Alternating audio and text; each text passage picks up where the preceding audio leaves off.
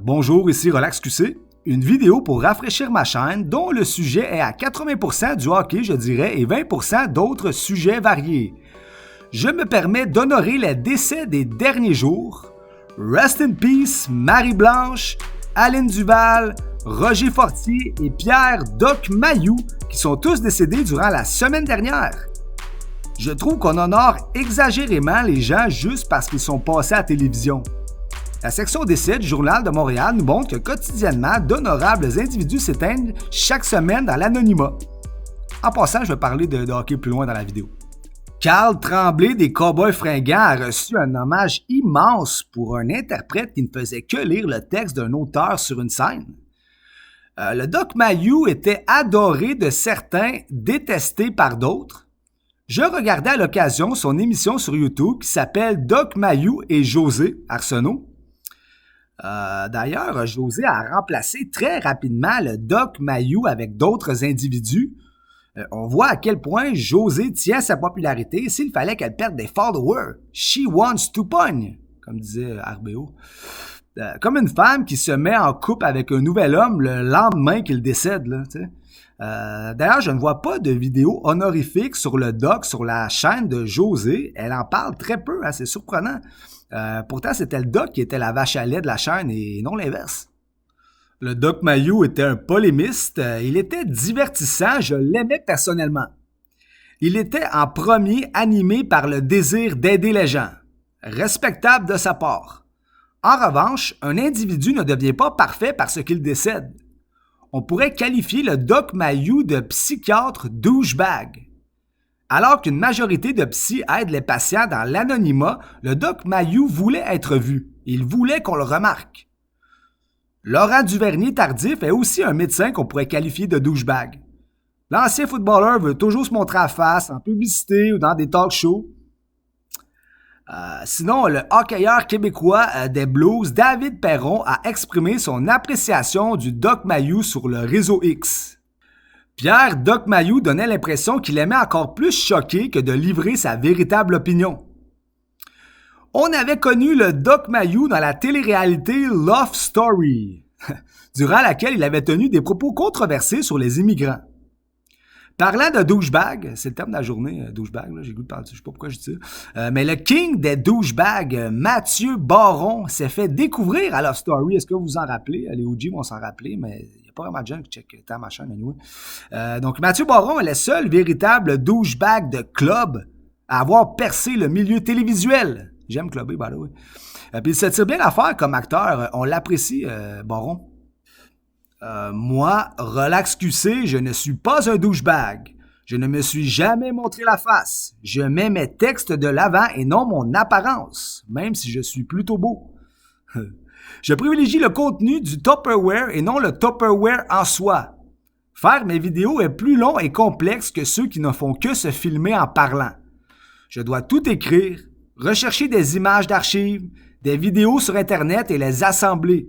Je n'ai jamais sollicité les gens, je trouve agaçant de toujours inviter les gens à s'abonner. En revanche, je remarque malheureusement que les gens ne s'abonnent pas si tu ne les sollicites pas. Je pensais que les gens auraient apprécié mon humilité, mais malheureusement, on vit dans un monde où on est obligé de se vanter. S'il vous plaît, si tu apprécies des vidéos en québécois, je t'invite à t'abonner à Relax QC. C'est la moindre des choses pour me garder motivé à créer. Je ne gagne pas une scène avec ces vidéos et la charge de travail est assez imposante. Je mets aussi le lien de mon compte Twitter en description de la vidéo où vous pouvez voir ma tronche et je compte tweeter ou xer prochainement. Je reviens au hockey. Tous les Mayous sont controversés. On vit un peu dans Big Brother. Les comportements dans le monde réel peuvent te nuire dans le virtuel. Logan Mayou a partagé sur Internet une photo d'une Suédoise, avec les cheveux blonds, avec qui il a eu une relation sexuelle. Cette erreur lui a peut-être fait perdre des millions de dollars. Merci à Trevor Timmons d'avoir tout de même repêché ce talentueux défenseur en première ronde au 31e rang. Logan Mayou va jouer dans la LNH prochainement. Son rappel pourrait servir un électrochoc aux Canadiens de Montréal.